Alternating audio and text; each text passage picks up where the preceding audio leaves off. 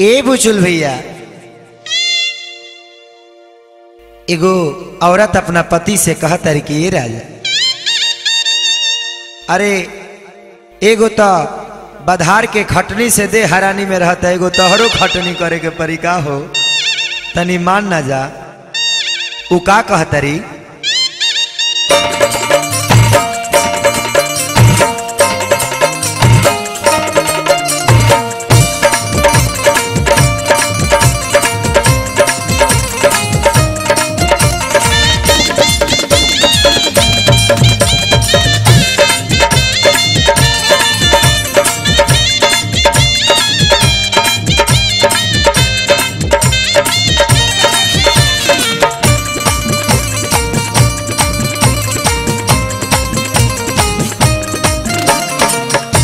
कहला बिछावना खरिहानी में ना डालो, परसनी में ना डालो, परसनी में सैया राजा हो कैसे होई गेहूं के कटनिया खटनिया जब से जे पकड़ब राजा हो कैसे होई गेहूं के कटनिया खटनिया जब से जे पकड़ब।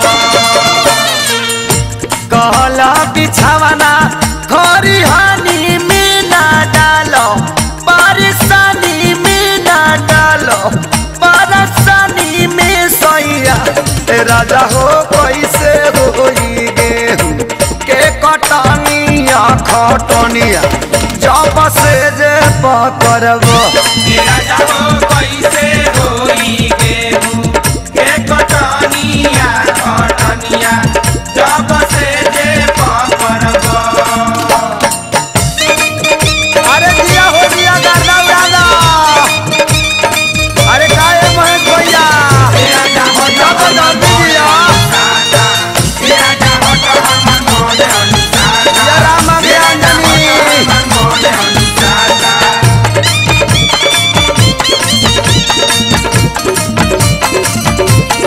अरे चढ़ा रहा है भाई चाहे कौन बाबा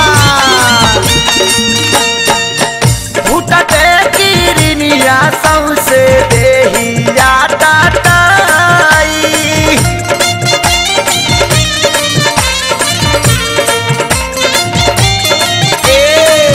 कम जाहू आई कैसे बोझावा बांधाई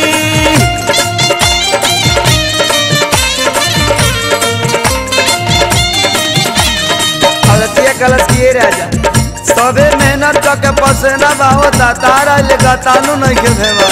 अरे कैसन बड़ा फूटते किरनिया सौसे देहिया टाटाई कम जागू आई कैसे बोझावा बांधाई डबल हो जा ताहरनिया सुधारी लरहनिया सुधारी लरहनिया नु हो बलमदी कैसे होई गेहूं के कटनिया खटनिया जब से जे पकड़ब मलमदी कैसे होई गेहूं के कटनिया खटनिया जब से जे पकड़ब।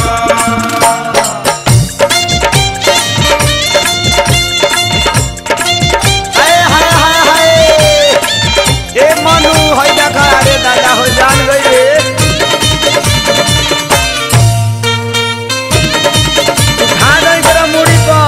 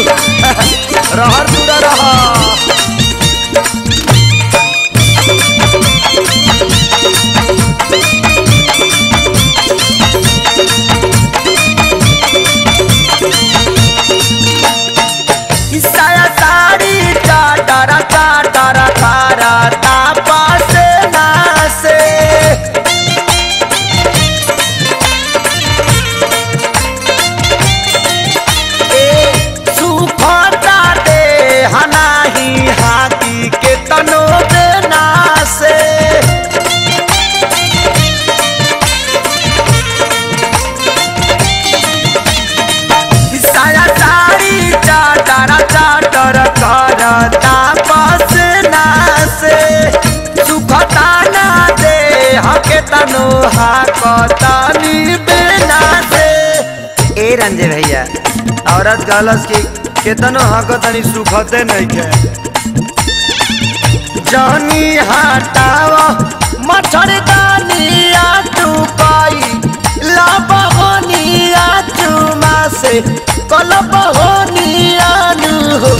ए सैया हो कैसे हो कोई गेहूं के कटनिया खटनिया जो बसे जे पकड़ब। सैया हो कैसे होई गेहूं के कटनिया खटनिया जब से जे पकड़ब। हाय हाय हाय हाय क्या बात है। अरे हिलावा हिलावा। अरे तो रस बिहार बहुत है दादा हो। अरे रोशनी दादा रोशनी।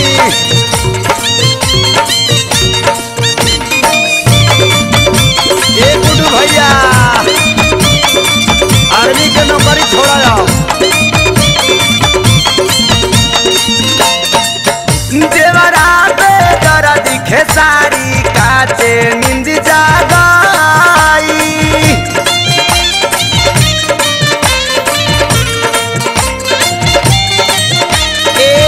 हसुआ के बेटा हमारा हाथ में धराई।